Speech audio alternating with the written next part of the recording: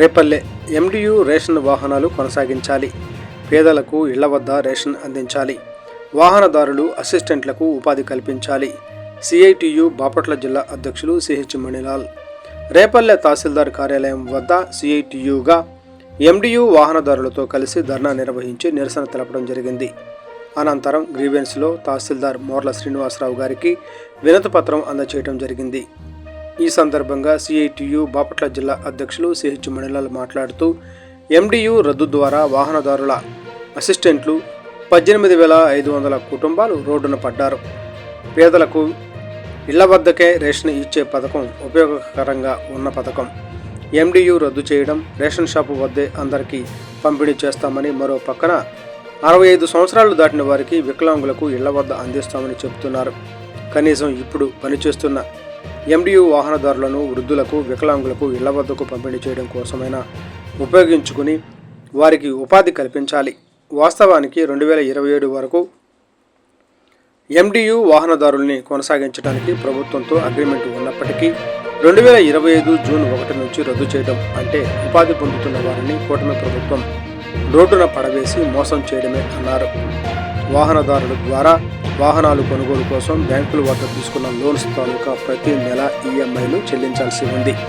ఇంకా 20 నెలల పాటు చెల్లించాలి. ప్రభుత్వం మేము చెల్లిస్తాము అని చెప్తుంది, కానీ బ్యాంకర్స్ ఈఎంఐలు చెల్లించాలని వాహనదారుల మీద ఒత్తిడి చేస్తున్నారు. నెలకు 9,000 రూపాయలు ఈఎంఐ అదనంగా భారం పడుతుంది.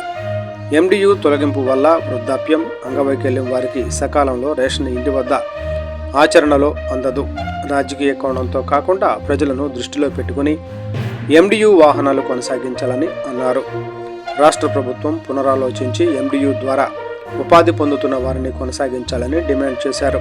ఈ నిరసనలో ఎండియు వాహనదారుల యూనియన్ బాపట్ల జిల్లా ఉపాధ్యక్షులు గోరిపర్తి గోపి మాట్లాడుతూ, మేమంతా ఎండియు వాహనాల మీదే ఆధారపడి ఉపాధి పొందుతున్నాము. కూటమి ప్రభుత్వం ఎండియు వాహనదారులను రోడ్డున పడవేయటం వల్ల కుటుంబాలు పోషణ ఇబ్బందిగా మారి ఆర్థిక ఇబ్బందులు ఎదుర్కోవాల్సి వస్తుందని అనేక మంది మానసిక ఆందోళన చెందుతున్నారు. బ్యాంకులకు ప్రభుత్వం చెల్లించాల్సిన ఈఎంఐల భారం మా మీద పడుతుందని, మా సేవలను యథాతథంగా కొనసాగించాలని కోరారు.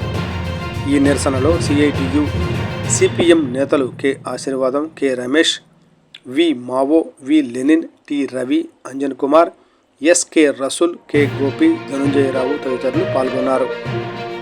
పథకాల్లో మీకేమి రాజకీయ వైద్యాలు రకరకాలు ఉండొచ్చు. రైతులకు ఉపయోగపడే పథకాలని మీరు ఇసుకకి సంబంధించి పథకాలు మార్పులు చేశారు, మంచిది స్వాగతించాం. ఇసుక రేటు తగ్గిద్దు అని చెప్పేసి లేదు, కొన్ని పథకాలకు సంబంధించి మార్పులు చేశారు, మంచిది మేము కాదంటలేదు. గతంలో ఫిషరీస్ ఉన్నటువంటి వాళ్ళకి 10,000 నుంచి 20,000 ఇచ్చారు, మంచిది స్వాగతిస్తాం. కానీ పెన్షన్లకు సంబంధించి, రేషన్లకు సంబంధించి ప్రజలకు ఉపయోగపడేటువంటి ఈ రేషన్ వాహనదారులు తొలగించడం చాలా దారుణమైనది. ఈ రేషన్ వాహనదారుల ఆపరేటర్లు కొనసాగించాలి, వాళ్ళందరికీ ఉపాధి కల్పించాలి. అట్లానే ప్రజలకు కూడా ఉపయోగపడిపోతుంది. ప్రజలు నష్టపోతున్నారు అంతిమంగా. అందుకని దీన్ని కొనసాగించాలని చెప్పేసి రేపల్లె మండలంలో తహసీల్దార్ గారికి వినతిపత్రం ఇస్తాం. భవిష్యత్తులో కూడా ఎప్పటికీ పలు దఫాలు బాపట్ల జిల్లా కేంద్రంగా కర్నూలు, నంద్యాల, లేదు విజయవాడ కేంద్రంగా ఆందోళన చేస్తాం. భవిష్యత్తులో కూడా వీళ్ళకి న్యాయం చేసేందుకు కూడా ఆందోళన కొనసాగిస్తామని చెప్పేసి కూడా సిఐటిగా తెలుపుతా ఉన్నాం.